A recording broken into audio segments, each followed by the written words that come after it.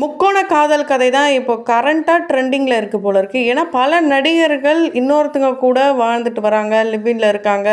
அவங்க already marriage பண்ணியிருந்தாலுமே இந்த மாதிரியான விஷயத்தில் அவங்க சிக்கி சின்னாபினம் ஆகிட்டுருக்காங்க. ரீசண்டாக ஜெயம் ரவி, கெனிஷா இவங்க 2 பேரும் தான் சோஷியல் மீடியாவில் ரொம்ப ரொம்ப ட்ரெண்ட் ஆகிட்டு இருந்தாங்க. அந்த வரிசையில் இப்போது தளபதி விஜய் அவர்களும் த்ரிஷாவும் இணைஞ்சிருக்காங்கன்னு நினைக்கும் போது ரொம்ப பெரிய வருத்தத்தை, ரொம்ப பெரிய ஒரு டிசப்பாயின்மெண்ட்டை தான் தளபதி ரசிகர்கள் மத்தியில் கொடுத்துருக்கு. உண்மையாலே இதை யாருமே எதிர்பார்க்கல தான். இன்னொரு முக்கியமான விஷயம் என்னென்னா, இப்போ எதுக்கு டிவோர்ஸ் அப்படின்ற கேள்வி வந்த நிலையில் சங்கீதாவுக்கு நாங்கள் சப்போர்ட் பண்ணுவோம், சங்கீதா அக்கா பாவம், சங்கீதா தங்கச்சி பாவம், அவன் பாவம் சும்மா விடாது த்ரிஷாவை, ரொம்ப பெரிய துரோகத்தை பண்ணிட்டா, இப்படிலாம் பல விமர்சனங்களை பார்க்க முடியுது. இதெல்லாம் ஒரு விமர்சனமாக பார்க்கலாம் ஒரு பக்கம் நினச்சா, இன்னொரு பக்கம் த்ரிஷாவும் விஜயும் ஒன்றா வந்ததை பார்த்ததும் நிறைய பேர் ஷாக். உண்மையாலே இன்க்ளூடிங் நானும் ரொம்ப பெரிய அதிர்ச்சி தான். என்ன இப்படி ஓப்பனாக 2 பேரும் ஒன்றா சுற்றிட்டு இருக்காங்களே அப்படின்ற மாதிரி தான் இருந்துச்சு. ஏன் இப்படி பண்ணிட்டாரு, என்னதான் அது அவங்களுடைய பர்சனலாக இருந்தாலும் இப்போது ஒரு டிவோர்ஸ் சர்ச்சை போயிட்டுருக்க இந்த நிலையில் போயிட்டு 2 பேரும் இப்படி ஒன்றா கேமரா முன்னாடி, அதுவும் 2 பேரும் ஒன்றா நின்று ஃபோட்டோக்கு போஸ் கொடுக்குறதா இருக்கட்டும், அவங்க வர வழியில் கைப்பிடிச்சிட்டு கூப்பிட்டு வரதா இருக்கட்டும், இந்த மாதிரியான விஷயங்கள்லாம் பார்க்கும்போது ரொம்பவே மனசு சங்கடமாக தான் இருந்தது. இதை பற்றி தான் இப்போது சோஷியல் மீடியா ஃபுல்லாகவே பேச்சுக்கள். இவர் நடிகரையும் தாண்டி இப்போ ஒரு பொலிட்டீஷியன், ஒரு பெரிய கட்சியோடைய தலைவர், பல மக்கள் இவரை நம்புகிறாங்க. இந்த நிலையில் இப்படிப்பட்ட ஒரு அலிகேஷன் வச்சாங்களே, யார் இந்த மாதிரிலாம் பண்ணுவாங்க, எதிர்க்கட்சி தான் பண்ணுவாங்க, இவருக்கு எதிர்க்கட்சியாக இருக்கிற இப்போ ஆளுங்கட்சி தான் பண்ணிகிட்ருக்காங்கன்ட்டு அதை எல்லாருமே குற்றம் சாட்டிட்டு வந்துட்டு இருந்த இந்த நிலையில் தான் அதுக்கு பாயிண்ட்ஸ் எடுத்து கொடுக்குற மாதிரி விஜய் அவர்களும் த்ரிஷாவும் இப்போ பண்ணிட்டாங்க. ஸோ ரொம்பவே ஃபீலிங் தான்ப்பா அப்படின்ற மாதிரி தான் இருந்துச்சு. ஸோ இதெல்லாம் ஒரு பக்கம் இருக்க, த்ரிஷா அவங்களுடைய கடந்த காலம், அதாவது அவங்களும் ஒருத்தரை திருமணம் பண்ணணும் அப்படின்னு நினச்சிருந்தாங்க, அது நின்று போச்சு, இது எல்லாருக்கும் தெரியும். இதை பற்றி பைல்வான் த்ரிஷாவுக்கு 39 வயசு ஆகிடுச்சு, இதுக்கப்புறம் எங்கே அவங்களுக்கு மேரேஜ் நடக்கும் போது, அவ்வளோதான் அவங்க எக்ஸ்பைரி ஆகிட்டாங்க, இப்படிலாம் அவர் சொல்லியிருந்தார். இதை பார்த்து கடுப்பான உமா கிருஷ்ணன், அதாவது த்ரிஷாவுடைய அம்மாவான உமா கிருஷ்ணன், அவங்களுடைய திருமணம் எதனால் நின்னுது அப்படின்றதுக்கான விளக்கத்தை கொடுத்துருப்பாங்க. திருமணம் அப்படின்றது 2 பேருக்குமே பிடிச்சிருக்கணும். இந்த 2 பேருக்கும் பிடிச்சிருக்கு, ஓகே அடுத்த லெவலுக்கு போவாங்கன்னு நினச்சி தான் திருமணம் பண்ணி வைக்கிறாங்க. அப்படி இருக்கும்போது ஒரு பொண்ணு சினிமாவில் இருக்கா, டாப் லெவலில் இருக்கா, எல்லாம் தெரிஞ்சு வந்துட்டு தேவையில்லாத விஷயங்களை சொந்தக்காரங்க அண்ட் குடும்பத்தினர் எல்லாம் பேசி இதில் பெரியவங்களும் சம்மந்தப்பட்டு இருக்காங்க. அந்த பிரிவுங்களால் தான் இவ்வளோ பெரிய பிரிவும் நடந்தது. இருந்தாலும் அந்த பையனும் எங்களுக்கு செட் ஆகலைன்னு தோணுச்சு. ஸோ இந்த பிரிவு கரெக்டு தான், எல்லாத்துக்குமே அட்ஜஸ்ட்மெண்ட் பண்ணி வாழணும்னு எந்த ஒரு அவசியமும் கிடையாது. ஏதாவது ஒரு கட்டத்தில் பிரியணும் அப்படின்னு நினச்சா ஓகே, ஒத்து வரலை, பிரிஞ்சுறது நல்லது அப்படின்றத ரொம்ப தெளிவாக சொல்லியிருப்பாங்க உமா கிருஷ்ணன் அவர்கள். இதே பாயிண்ட்டை தான் த்ரிஷா அவர்கள் சமீபத்தில் சொல்லியிருக்காங்க. அவங்க என்ன சொல்லியிருக்காங்கன்னா, திருமணத்தை பற்றி அவங்கள கேட்கும்போது எல்லாருமே காமனாக கேட்குற விஷயமாயிடுச்சு. ஒரு குறிப்பிட்ட வயசு வந்துடுச்சு, 20 வயசு 30 வயசுலாம் வந்துடுச்சுன்னா எப்போ மேரேஜ் தான் கேட்குறாங்களே தாண்டி, அந்த மேரேஜ் பண்ண போகிற பர்சன் எப்படி இருக்கணும், என்ன பண்ணணுன்றது அவங்களுக்கு தெரியும். அப்படி இருக்கும்போது அதெல்லாம் பார்த்து அவங்களே மேரேஜ் பண்ணிக்க போகிறாங்க. அதை விட்டுட்டு ஆள் மாற்றி சேம் கொஸ்டின், அதுவும் இல்லாமல் ரொம்ப கட்டாயத்துக்கு இந்த சூழ்நிலைகள் சேர்ந்து ஒரு திருமணத்தை பண்ணி வைக்கும் போது அது டிவோர்ஸ்க்கு போய் நிற்குது. அந்த டிவோர்ஸில் எனக்கு உடன்பாடு கிடையாது, அதில் விருப்பமும் கிடையாது. அதனால திருமணம்ன்றது என் மனசுக்கு பிடிச்சவர் எப்போ நான் பார்க்குறேனோ அவர் கூட உயிர் போகிற வரைக்கும் நான் வாழணும்னு நான் நினைக்கிறேன், கடைசி காலம் வரைக்கும் நான் அவர் கூட தான் வாழணும்னு நினைக்கிறேன்ட்டு அவங்க அந்த இன்டர்வியூவில் சொல்லியிருப்பாங்க. இப்போ அந்த இன்டர்வியூலாம் கூட ரொம்ப ட்ரெண்டிங்காக போயிட்டுருக்கு.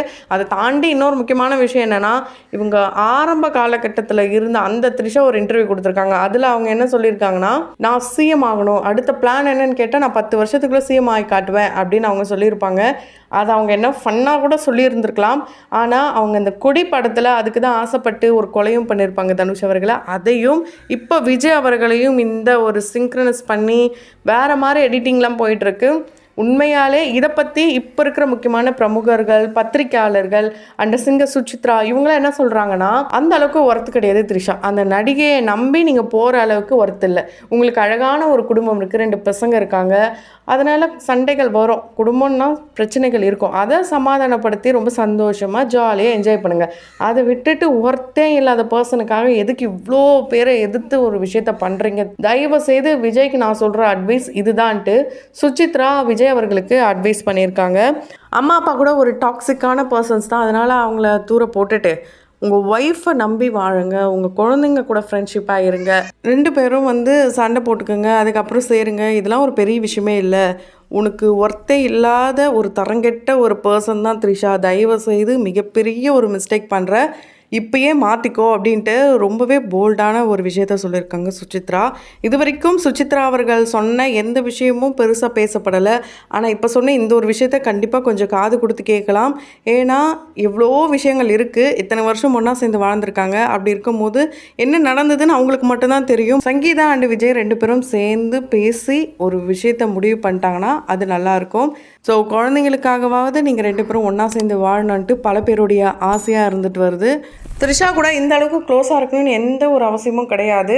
ஸோ எல்லாரும் 2 பேரும் சேர்ந்து முடிவு பண்ணி ஒரு நல்ல ஒரு வாழ்க்கையை வாழுங்கன்ட்டு ரொம்ப ரொம்ப போல்டாகவும் சொல்லியிருக்காங்க. உண்மையாலே இது ஒரு நல்ல விஷயந்தான். அது மட்டும் இல்லாமல் ஒரு சில முக்கியமான பத்திரிகை நண்பர்களும் இதே தான் சொல்கிறாங்க. அந்தளவுக்கு ஒருத்தலாம் இல்லை, உலக அழகிலாம் கிடையாது. ஸோ அதனால் அதை விட்டுட்டு உங்கள் வாழ்க்கையை நீங்கள் பாருங்கள். பொலிட்டிக்கல் அடுத்து என்ன பண்ண போகிறீங்க, இப்படி பாருங்கள். மக்கள் உங்களை ரொம்பவே நம்புகிறாங்கன்ட்டு ஓப்பனாக ஸ்டேட்மெண்ட்லாம் கொடுத்துருக்காங்க. ஸோ கொஞ்சம் கன்சிடர் பண்ணலாம் விஜய் அவர்கள். உண்மையாலே த்ரிஷா அவர்கள் கூட ஒரு நட்பு இருக்கலாம், இந்த கட்சி ரீதியாகவோ ஓகே அப்படி வேணால் இருந்துக்கலாம். ஸோ அதை தாண்டி பர்ஸ்னலாக அவங்கள வந்து கொண்டு வர்றது அந்தளவுக்கு ஓகேவாக இருக்காதுன்ட்டு பல பேரும் விரும்புகிறாங்க. அண்டு த்ரிஷாவும் நிறைய இன்டர்வியூவில் விஜய் அவர்களை பற்றி சொல்லும் போது அவர் ஒரு சைலண்ட் கில்லர், ரொம்பவே வந்து ஒரு சார்மிங்கான பர்சன். ஷோபா அவர்கள், அதாவது விஜய் அவர்களுடைய அம்மாவே, த்ரிஷா கூட நடித்த அந்த படங்கள் எல்லாமே சூப்பராக இருக்கும். த்ரிஷா கூட இருக்கிற அந்த பேர் ரொம்பவே நல்லாயிருக்கும் அவங்க ஒரு இன்டர்வியூவில் சொல்லியிருந்தாங்க. அது எந்த பேருன்ட்டு இப்போ தான் ரியலாகவே புரியுது. அதுவும் இல்லாமல் கிட்டத்தட்ட 4-5 படங்கள் ஒன்றா சேர்ந்து நடிச்சிருக்காங்க. இதில் 5வது படம் தான் லியோ. அந்த லியோவுடைய சக்ஸஸ் மீட்டில் தான் அவங்க சொல்லியிருப்பாங்க, நான் ரொம்ப வருஷம் கழித்து ஒரு ஃப்ரெண்டை மீட் பண்ண மாதிரி இருக்குது. நாங்கள் இந்த காலேஜ் ஸ்கூல் மேட்ஸ் எல்லாம் மீட் பண்ணும்போது ஒரு சந்தோஷம் இருக்குல்ல, அந்த மாதிரி தான் விஜயை பார்க்கும்போது இருந்தது. உண்மையிலே ரொம்ப சந்தோஷமாக இருக்குது. கண்டிப்பாக இந்த ஒரு ரிலேஷன்ஷிப், அதாவது இந்த பாண்ட் கடைசி வரைக்கும் இருக்கும் அப்படின்னு அவங்களும் சொல்லியிருந்தாங்க.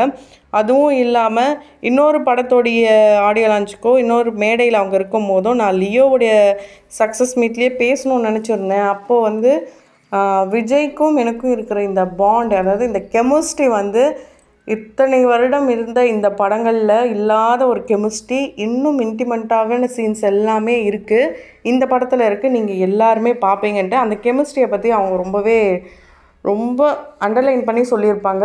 ஸோ உண்மையாலே இதெல்லாம் அப்போலேருந்தே நடந்திருக்க போல இருக்குன்ற மாதிரி பல கேள்விகள் அண்ட் பல விமர்சனங்கள்லாம் இப்போ முன்னாடி வந்துட்டுருக்கு. ஸோ விஜய் அவர்களும் ஒரு மேடையில் நின்று சொல்லும் போது 20 வயசில் ஒருத்தங்க ஹீரோயின் ஆகிறது முக்கியம் கிடையாது, 20 வருஷமாக ஒரு பொண்ணு ஹீரோயினாக இருக்கிறது தான் ரொம்ப முக்கியம். அது எங்களுடைய இளவரசி குந்தவை அப்படின்னு சொல்லிட்டு ரொம்ப க்யூட்டாக சொல்லியிருப்பாரு. அப்போ அது க்யூட்டாக இருந்தாலும் இப்போ அதெல்லாம் வந்து கொஞ்சம் அன்வான்டாக தான் இருந்திருக்கோ அப்படின்ற மாதிரியான கொஸ்டின்ஸ்லாம் கூட இருக்குது. இது தேவையில்லாத தொடர்பு, தெய்வீக காதல்லாம் இல்லை, இப்படிலாம் எல்லாரும் சொல்லிகிட்டு இருக்காங்க. அந்த வகையில் நீங்கள் சங்கீதா, விஜய், த்ரிஷா இந்த முக்கோண இந்த பிரச்சனையை பற்றி நீங்கள் என்ன நினைக்கிறீங்க? உங்களுடைய கருத்துக்கள் என்னன்றதை கமெண்ட் பாக்ஸில் மறக்காமல் கமெண்ட் பண்ணுங்கள்.